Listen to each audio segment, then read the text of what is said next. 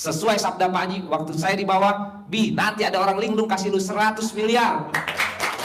Itu masih ada di YouTube. Makanya Bapak dan Bu minta sabdain ya. Pak Haji Itu. bisa gak saya? Tepuk tangan dong.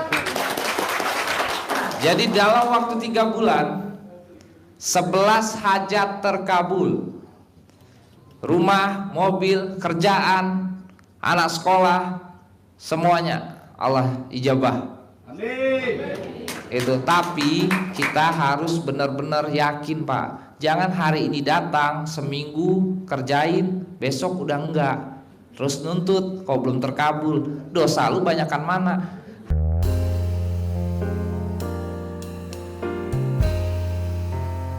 Assalamualaikum warahmatullahi wabarakatuh. Selamat datang di Ruang Testimoni. Tempatnya testimoni orang-orang sukses pastinya. Dan tidak banyak basa-basi lagi, mari kita simak video berikut ini.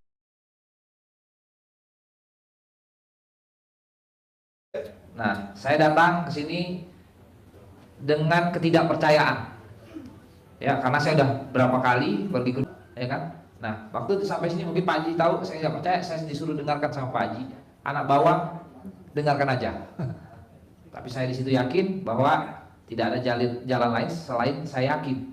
Akhirnya Pak Haji hanya suruh senyum. Ya. Saya pelajari YouTube Pak Haji, ya kan? Ternyata saya baca lagi, kuncinya adalah di sedekah. Tidak ada Bapak dan Ibu orang yang suka sedekah itu miskin. Akhirnya malam itu saya hijab. Uang saya tinggal 700.000, 200 untuk makan besok sama istri yang mana, 500 saya sedekahkan, saya hijab naik ke atas. Di hijab naik ke atas saya bingung, karena saya nggak pernah ngelihat hijab seperti itu. Kita sedekah ya sedekah aja kan. Nah di situ ada yang minta lunas utang, ada yang minta macam-macam, usaha, pengen ini. Saya minta satu hajat, karena kalau saya sebutkan saya malu, terlalu banyak masalah saya. Akhirnya saya minta di situ adalah kaya raya tajir melintir. Ulangi lagi, ulangi lagi. Barang-barang, ulangi lagi.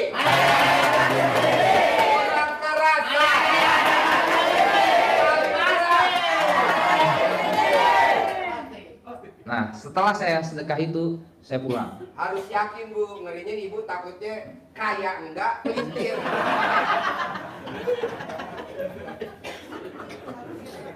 Lanjut.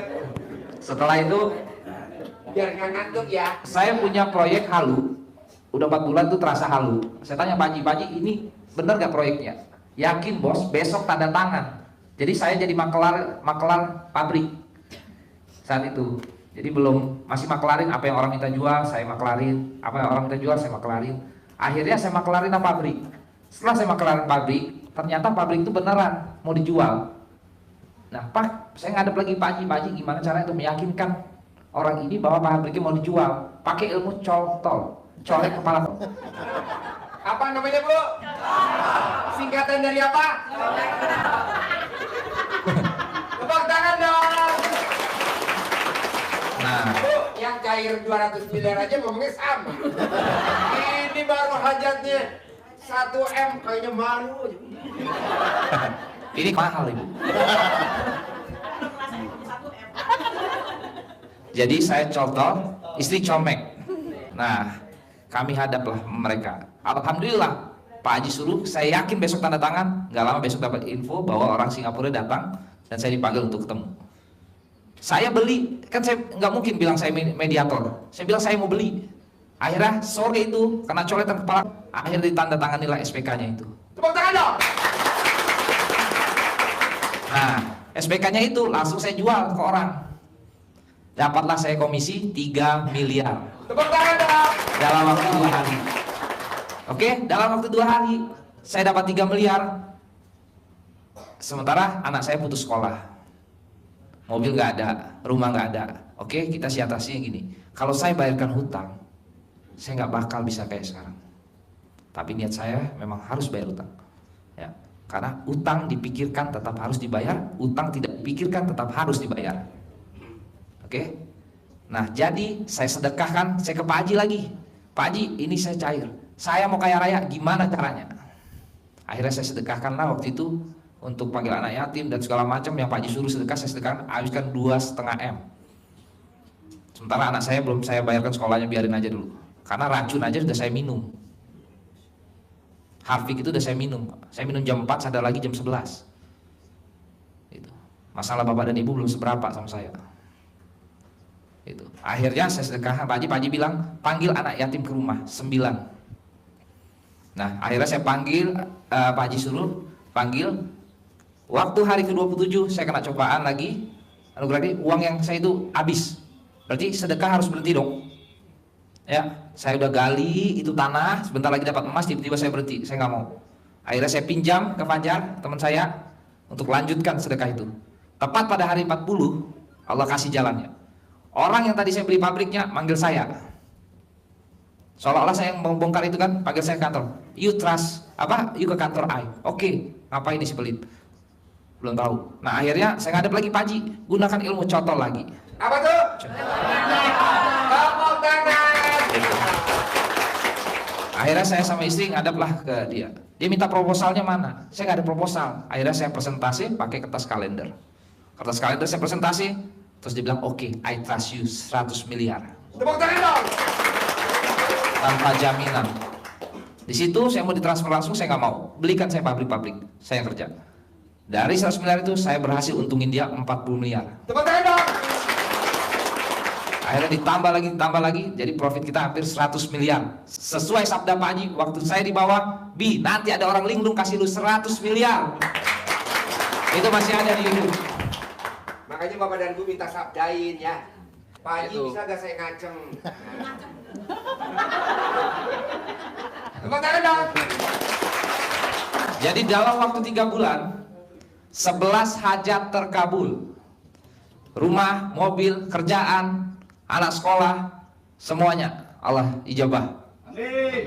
Itu, tapi kita harus benar-benar yakin Pak. Jangan hari ini datang, seminggu kerjain, besok udah enggak. Terus nuntut, kok belum terkabul. Dosa lu banyakkan mana? Sedekah itu menghapus dosa, menghilangkan bala. Kita sedekah cuma 2,5%, milik orang lain baru Pak. 10% jauh dari bala.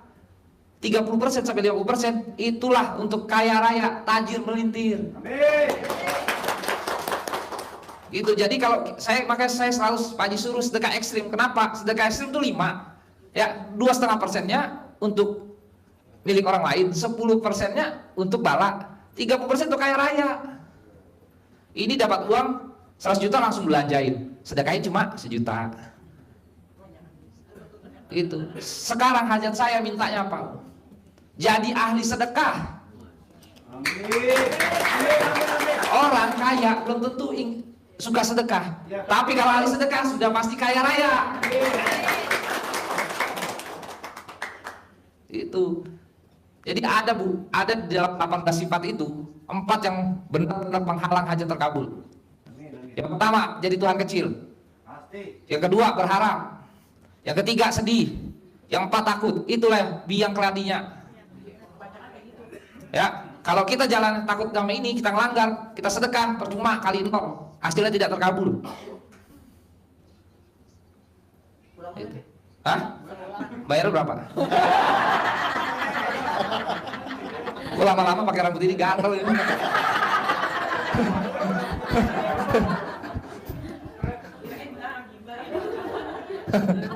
Gimbal yang bawah, yang atas gombal.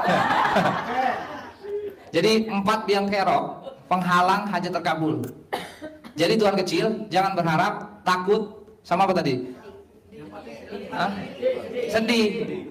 Itu ya yang saya jalanin, saya rasakan. Karena udah pernah saya alami. Ketika saya jadi Tuhan kecil depan notaris batal.